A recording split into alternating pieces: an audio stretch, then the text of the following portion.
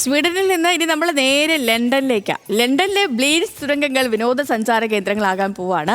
രണ്ടാം ലോക മഹായുദ്ധകാലത്തെ രഹസ്യ തുരങ്കങ്ങൾ 2028 പൊതുജനങ്ങൾക്കായി തുറന്നു നൽകും.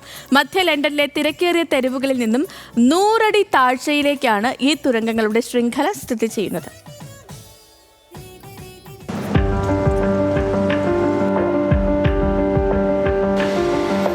ലണ്ടനിലെ തിരക്കേറിയ തെരുവുകൾക്ക് താഴെ നിഗൂഢതയും ചരിത്രവും നിറഞ്ഞ ഒരു ലോകമുണ്ട്.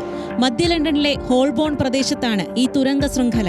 UK-യിലെ ഏറ്റവും വലിയ വിനോദസഞ്ചാര കേന്ദ്രങ്ങളിലൊന്നാകാൻ ഒരുങ്ങുകയാണ് ലണ്ടനിലെ ബ്ലിറ്റ്സ് ടണൽ. രണ്ടാം ലോക മഹായുദ്ധ കാലത്ത് ബ്രിട്ടനെതിരെ ജർമ്മനി നടത്തിയ തീവ്രമായ ബോംബാക്രമണ പരമ്പരയായിരുന്നു ബ്ലിറ്റ്സ്.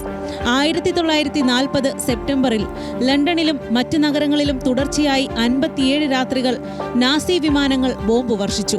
ജർമ്മൻ മിന്നലാക്രമണത്തിൽ നിന്നും 8000-ഓളം ആളുകൾക്ക് അഭയം നൽകാനാണ് 5 മീറ്റർ വീതിയും 400 മീറ്റർ നീളവുമുള്ള സമാന്തര തുരങ്കങ്ങൾ രൂപകൽപ്പന ചെയ്തത്. The British government clearly needed to build some deep level shelters to protect people. And so between 1940 and 1942 the British government built these tunnels and some others in London to protect people. 1942 വ്യോമാക്രമണങ്ങൾ അവസാനിച്ചതിനു ശേഷം ഇവിടം രഹസ്യ ഓപ്പറേഷനുകളുടെ ആശയവിനിമയ കേന്ദ്രമായി മാറി. യുദ്ധാനന്തരം telephone exchange ആക്കി മാറ്റി. ആണവ യുദ്ധമുണ്ടായാൽ സർക്കാരിന് ഉപയോഗിക്കാനുള്ള ബങ്കറും ഇവിടുണ്ടായിരുന്നു. 1980-കളോടെ സാങ്കേതികവിദ്യ മുന്നേറുകയും ബ്രിട്ടീഷ് ടെലികോം ഇവിടെ നിന്ന് മാറുകയും ചെയ്തു. 1950-കളിലും 60-കളിലും ഉപയോഗിച്ചിരുന്ന സ്വിച്ചുകളും കൺട്രോൾ പാനലുകളും ജനറേറ്ററുകളും ഇവിടെ കാണാം.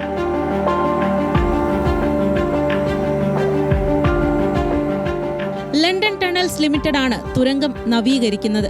$149 മില്യൺ ചെലവ് വരുന്ന ഈ പദ്ധതിയിൽ ഒരു മ്യൂസിയവും ഭൂഗർഭ ബാറും റെസ്റ്റോറന്റും ഉൾപ്പെടുന്ന വിനോദവേദിയും സൃഷ്ടിക്കപ്പെടും. ടണലിനുള്ളിലെ ടെലികമ്മ്യൂണിക്കേഷൻ ജീവനക്കാരുടെ പഴയ ബാറാണ് പദ്ധതിയിൽ നവീകരിക്കുന്നത്. ജെയിംസ് ബോണ്ട് കഥാപാത്രത്തിന്റെ സൃഷ്ടിക്ക് പ്രചോദനമായതും ഈ തുരങ്കമാണെന്ന് പറയപ്പെടുന്നു. 2028 ടണൽ തുറക്കാനാണ് ലക്ഷ്യമിടുന്നത്. പ്രതിവർഷം 4 ദശലക്ഷം സന്ദർശകരെയാണ് ഇവിടേക്ക് പ്രതീക്ഷിക്കുന്നത്. International desk, news Malayalam.